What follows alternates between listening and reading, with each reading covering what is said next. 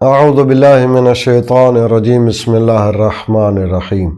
ماہ مبارک رمضان شروع ہو رہا ہے، جس کے بارے میں اہل بیت علیہ السلام نے ارشاد فرمایا کہ یہ وہ مہینہ ہے جس مہینے میں انسان کی عبادت قبول ہوتی ہے، انسان کی حاجات دعائیں بارگاہ الہی میں منظور ہوتی ہیں۔ یہ وہ مہینہ ہے جس مہینہ میں انسان کا سانس لینا تسبیح شمار ہوتا ہے اور سو جانا عبادت۔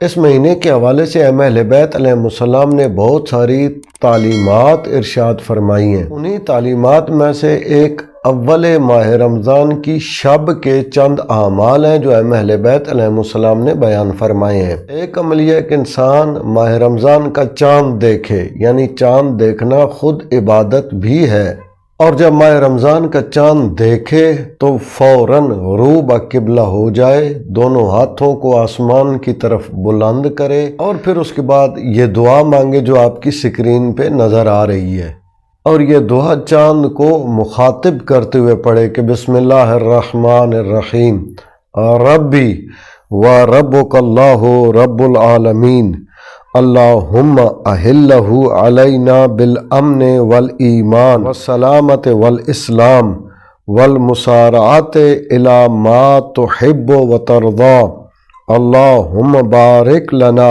فی شہرنا ھذا وارزقنا خیرہ وعونہ واصرف عنا ضرہ وشرہ وبلاءہ وفتنتہ۔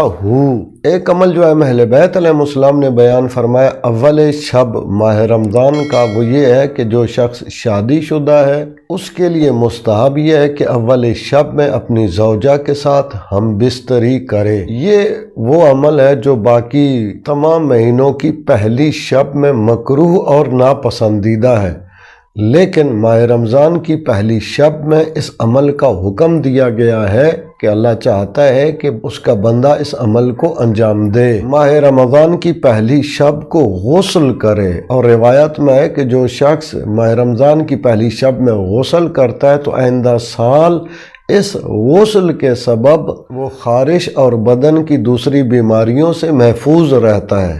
اسی طرح ایک عمل یہ ہے کہ انسان جاری پانی میں غسل کرے۔ اس عمل کے سبب بھی انسان کو پورا سال یعنی سال بھر کے لیے روحانی اور معنوی طہارت اور پاکیزگی نصیب ہوتی ہے۔ اول شب ماہ رمضان میں زیارت امام حسین علیہ السلام انجام دے۔ اس عمل کے سبب اللہ تعالیٰ اس کے گناہوں کو بخش دے گا اور حج و عمرہ کا ثواب انسان کے نامہ اعمال میں درج فرمائے گا۔ اور بہت سارے تفصیلی اعمال ہیں، دعائیں ہیں جو آپ کو مفاتیح الجنان میں یا دعاؤں کی کتابوں میں مل جائیں گے۔